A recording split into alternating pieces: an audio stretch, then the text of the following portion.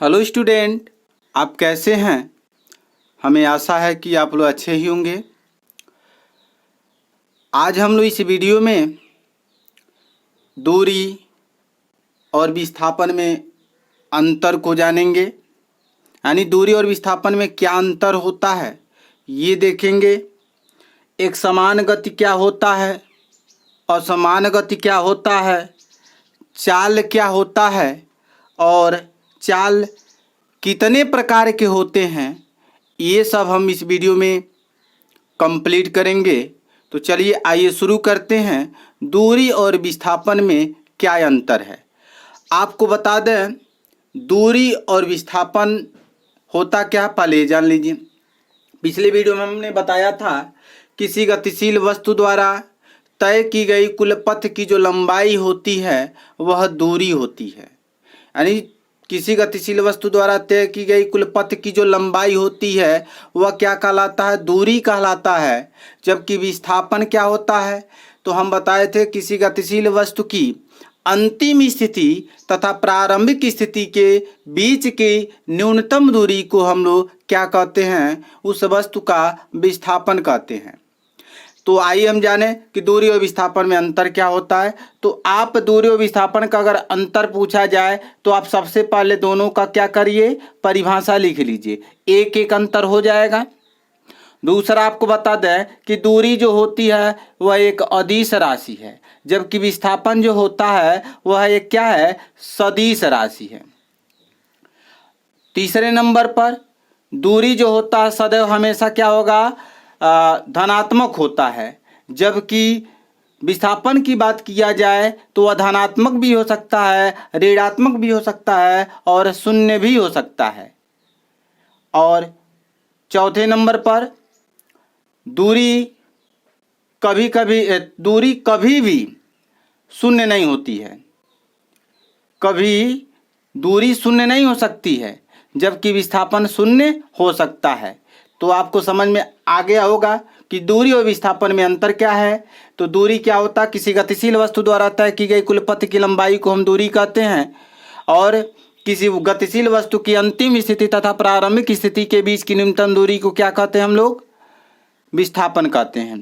दूरी एक अदिश राशि है, जबकि विस्थापन एक सदिश राशि है। दूरी सदैव धनात्मक होती है, जबकि विस्थापन जो होता है धनात्मक भी हो सकता है, ऋणात्मक भी हो सकता है और शून्य भी हो सकता है।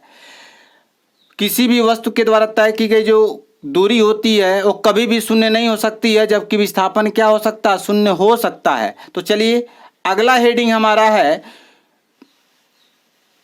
एक समान गति और असमान गति।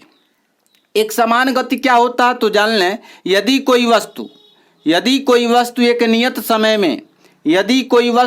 एक नियत समय अंतराल में समान दूरी तय करती है तो वस्तु के इस प्रकार की गति को हम क्या कहेंगे, एक समान गति कहते हैं। मान लीजिए यदि कोई बस चालक है और पहले घंटे में यानी प्रथम घंटे में अगर वह 50 किलोमीटर की दूरी तय करता है और अगले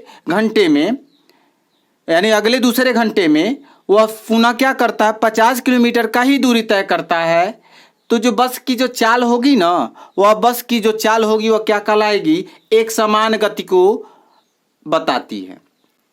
समझ में आ रहा है। इसी तरह से असमान गति क्या होता है, यदि कोई वस्तु समान समय अंतराल में असमान दूरी तय करती है यानी भिन्न भिन्न दूरी तय करती है तो वस्तु के इस प्रकार की गति को हम क्या कहेंगे, असमान गति कहते हैं। मान लें कोई वस्तु है, मान लें कोई बस ही ले लेते हैं। मान लें कोई बस है, वह प्रथम घंटे में यानी पहले घंटे में 60 किमी की दूरी तय करता है और अगले दूसरे घंटे में वो 80 किमी की दूरी तय करता है। तो बस की जो चाल होगी वह असमान गति कहलाती है। बस की जो चाल होगी वो क्या कहलाएगी, असमान गति। तो अगर आपसे पूछा जाए कि एक समान गति क्या होता है, असमान गति। एक समान गति में समझिएगा कि एक नियत समय के अंतराल में, एक नियत समय में समान दूरी तय करती है। जैसे एक घंटे में मान लीजिए हम 50 किलोमीटर गए और अगले घंटे में भी 50 गए, फिर अगले घंटे में भी 50 गए, तो इस प्रकार की गति को हम क्या कहेंगे, एक समान गति कहते हैं। जबकि मान लें कोई वस्तु है, वह प्रथम घंटे में माने पहले घंटे में मान लीजिए 80 किलोमीटर गया, अगले घंटे में वो 50 गया, फिर अगले में कभी 80 हो गया, कभी 70 हो गया, तो यह जो गति होगी ना असमान गति कहलाएगी। क्या कहलाएगी? असमान गति कहलाएगी। तो चलिए अगले हम हेडिंग पर चलते हैं। देखिए चाल, स्पीड। चाल क्या होता है? चाल होता क्या है पहले समझ लीजिए। मान लें हम 10 सेकंड में 500 मीटर की दूरी तय करते हैं। मान लें हम 10 सेकंड में 500 मीटर की दूरी तय करते हैं, तो 1 सेकंड में कितना दूरी तय करेंगे? 1 सेकंड में कितना दूरी तय करेंगे? तो 500/10 और यहाँ हो जाएगा आपका मीटर। अगर 10 से भाग दें 500 में, यानी 0 से 0 कट जाएगा तो कितना आ जाएगा? 50 मीटर होगा कि नहीं? 50 मीटर हो जाएगा। तो अगर आपसे पूछा जाए चाल क्या होता है, तो किसी गतिशील वस्तु द्वारा एकांक समय में चली गई दूरी को उस वस्तु की क्या कहते हैं? हम चाल कहते हैं। वही हमने यहाँ समझाने की कोशिश करा कि मान लें 10 सेकंड में अगर 500 मीटर की दूरी तय करती है, तो 1 सेकंड में कितना जाएगा? 50 मीटर। तो 1 सेकंड में कितना हुआ? 50 मीटर। तो यही जो दूरी होगी वह उस वस्तु की क्या कहलाएगी? चाल कहलाएगी। क्या कहलाएगी? चाल। तो चाल की परिभाषा अगर पूछा जाए तो किसी गतिशील वस्तु द्वारा एकांक समय में, यहाँ एकांक समय की बात किया जा रहा है, एकांक समय में 1 घंटा भी हो सकता है। मान लिया अगर 1 घंटे में चली गई दूरी 500 मीटर होता, नहीं मान लें 10 घंटे में चली गई दूरी अगर आपका 500 किलोमीटर होता, तो 1 घंटे का निकालते तो क्या करते? 50 हो जाता आपका किलोमीटर।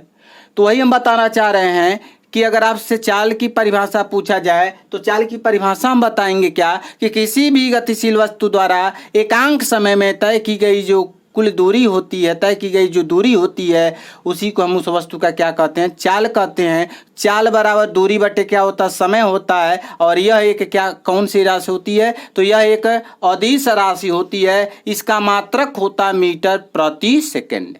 क्या होता है? मीटर प्रति सेकंड। अब हम जानेंगे चाल कितने प्रकार का होता है। तो सामान्यतया जो चाल होता है वो निम्न 4 प्रकार का होता है। पहला होता है एक समान चाल, दूसरा होता है असमान चाल, और तीसरा होता है औसत चाल, और चौथा होता है ताक्षणिक चाल। एक समान चाल क्या होता है?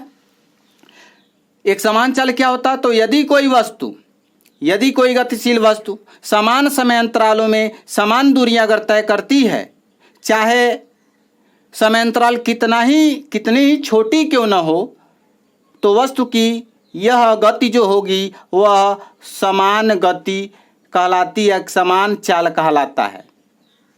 एक बार और समझ लीजिए, यदि कोई गतिशील वस्तु समान समय अंतरालों में समान दूरियां तय करती है, चाहे समय अंतराल कितना ही छोटी क्यों न हो, तो वस्तु की यह जो गति होगा वह क्या कहलाएगा? एक समान चाल कहलाएगा। अब आते हैं दूसरे नंबर पे असमान चाल। एकदम ठीक इसी का उल्टा है। यदि कोई गतिशील वस्तु समान समय अंतरालों में भिन्न भिन्न दूरियां तय करती है, चाहे समय अंतराल कितना ही छोटा क्यों न हो, तो वस्तु के इस प्रकार की जो गति होगी वह क्या कहलाएगा? एक असमान चाल कहलाएगा। क्या कहलाएगा? असमान चाल कहिए या असमान गति कहिए। बात समझ में आ रहा है? अब आता है हमारा औसत चाल।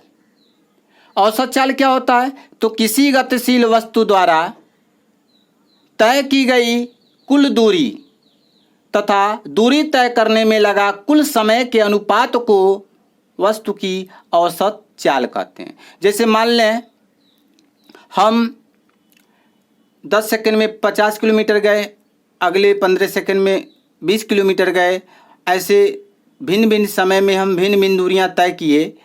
अगर औसत चाल पूछा जाए तो हम सबसे पहले कुल दूरी को पता कर लेंगे कि कितनी दूरी हुआ टोटल और कितना समय लिया भिन्न भिन्न दूरियों को तय करने में, तो उनको जोड़ लें।